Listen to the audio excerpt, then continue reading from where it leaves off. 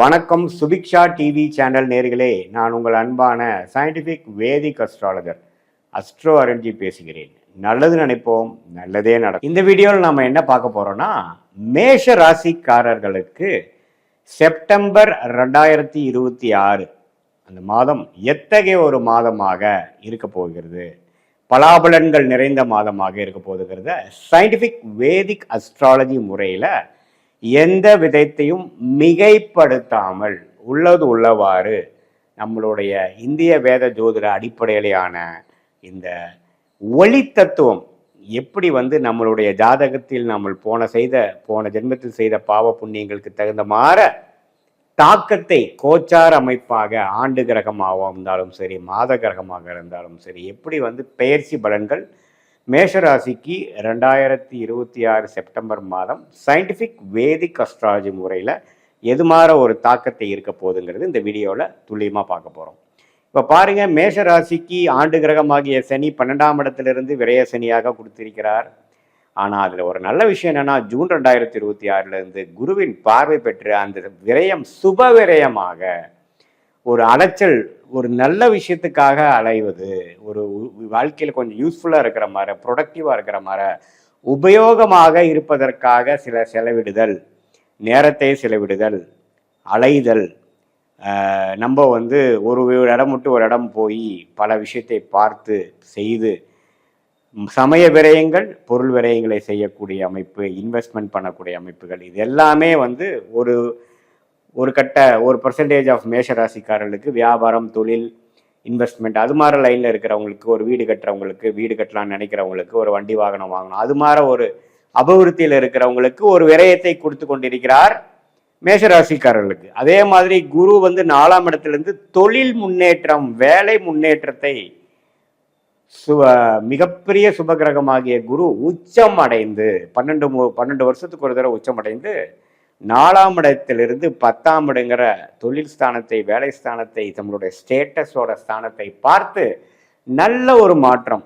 ஏன் நம்ம இப்படியே ஒரு இடத்துல ஸ்டக்காகி இருக்கோம், ஏன் நம்ம இது பண்ணக்கூடாது, நமக்கு ஏன் இது மாதிரி ஒரு லைஃப்பை நாமளே காம்ப்ரமைஸ் பண்ணணும் அப்படிங்கிற மாதிரி உணர்வுகளை நாமளே புரிந்து கொண்டு அதுக்கு தகுந்த மாதிரி சில உத்வேகமான எண்ணங்கள், அதுக்கு தகுந்த மாதிரி உத்வேகமான செயல் திட்டங்களை செய்யக்கூடிய ஒரு அற்புதமான ஒரு காலகட்டத்துக்கு வேணுங்கிற ஒரு குருவும் நமக்கு சாதகமாக இருக்கிறது. அதே மாதிரி ராகு 11ஆம் இடத்திலிருந்து, கேது 5ஆம் இடத்திலிருந்து நிறைய லாப நோக்குகள், பிற மொழிகள், பிற சூழ்நிலைகள், பிற இடங்கள் தகுந்த மாதிரி ஒரு போக்குவரத்து, சில தொடர்புகள் மூலமாக சில விஷயங்கள் நாம் மாறி ஜெயிக்கலாம், சில விஷயங்கள் உத்வேகமாக செய்யலாம் அப்படிங்கிற மாதிரி பல நன்மைகளை குடிக்கக்கூடிய அந்த கோச்சார் அமைப்போட மாத கிரகமாகிய ராசி அதிபதி செவ்வாய் மாசத்தோட ஃபர்ஸ்ட் ஹாஃப்ல மிதுனத்திலிருந்து சூரிய, புதன், கேது எல்லாமே பார்த்தீங்கன்னா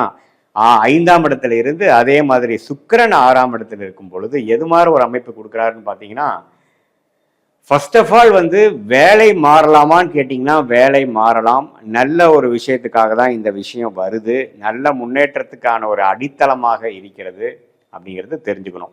2வது விஷயம் பார்த்தீங்கன்னா, உங்களுக்கு நல்ல ஒரு யோகமான தசை நடக்கிற டைமில் இது மாதிரி ஒரு குரு பயிற்சி, இது மாதிரி ஒரு கிரக அமைப்புகள்லாம் வரும் பொழுது உங்களுக்கு கண்டிப்பாக சிலதெல்லாம் டக்குன்னு லக்காக சிலதெல்லாம் வரும். அந்த மிராக்கிள் மாதிரி சில விஷயத்தை வருவதை நீங்கள் யூஸ் பண்ணிக்கிட்டு வேலை மாறுவது, தொழில் ஸ்டார்ட் பண்ணுறது, திடீர்னு ஒரு ஐடியா கிடைக்கும் நமக்கு. அந்த ஐடியாவை எப்படி பண்ணலான்னு நினைக்கும் பொழுது டக்குன்னு அதுக்கு வேணுங்கிற கான்டாக்ட்ஸு, அதுக்கு வேணுங்கிற அமைப்புகள் எல்லாமே உங்களுக்கு அமையக்கூடிய அமைப்புகளும் கொடுக்கு. எல்லாமே நல்லா இருக்கு. ஆனால் ஒரே ஒரு விஷயம் பாருங்க, சுக்கிரன்கிற கிரகம் மட்டும் 6ஆம் இடத்துல போய் செவ்வாய் பார்வை, சனி பார்வை பெறுகிறார். இது ஒண்ணுதான் தவறு. சுக்கிரன் என்னவா வருகிறார்னு பார்த்தீங்கன்னா, உங்களுடைய மனைவி, கணவனா இருந்தா மனைவி, மனைவியா இருந்தா கணவன். ஸோ அந்த உறவுகள் மட்டும் கொஞ்சம் கேர்ஃபுல்லாக பார்க்க வேண்டிய அமைப்புகள் தேவைப்படுகிறது.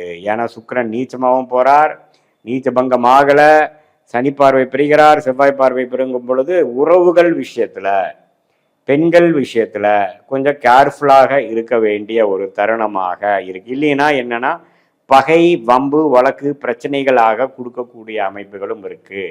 அதே மாதிரி எப்படி வேலை மாற்றம் நல்ல மாற்றத்தை கொடுக்குதோ, தொழில் முன்னேற்றம் நல்லா இதாக கொடுக்குதோ, சுப விரயங்கள் நல்லா பண்ணுதோ, அதே மாதிரி என்ன ஒரு நெகட்டிவான ஒரு விஷயம் பார்த்தீங்கன்னா, வண்டி வாகனம் விஷயத்தில் கேர்ஃபுல்லாக இருக்கணும். ஏன்னா வண்டி வாகனம் வந்து திடீர்னு சேதாரம் அடையக்கூடியது. உங்கள் தசாபக்தியில் உங்களுக்கு சுக்கிரதிசை நடந்து கொஞ்சம் பாதிப்புள்ள சுக்கிரதிசையாக இருக்கும் பொழுது, சுக்கிரனே கோச்சாரத்தில் பாதிக்கப்பட்டிருக்கிறதுனால கொஞ்சம் உங்களுக்கு அந்த வம்பு வழக்குகள் விஷயமாக வண்டி வாகனம் வந்து சேதாரம் அடைகிறது, சில இது வந்து சரியாக நம்ம ரிப்பேர் ஆகாமல் போகிறது, வண்டி நிற்கிறது, பிரச்சனைக்கு ஆகிறது, சர்வீஸ் கொடுத்தா ப்ராப்ளம் ஆகிறது, அது மாதிரி சில ஆக்சிடென்ட்ஸ் கொஞ்சம் நடக்கிறது, அது மாதிரி சில விஷயங்கள்லாம் இருக்கக்கூடிய அமைப்புகள்.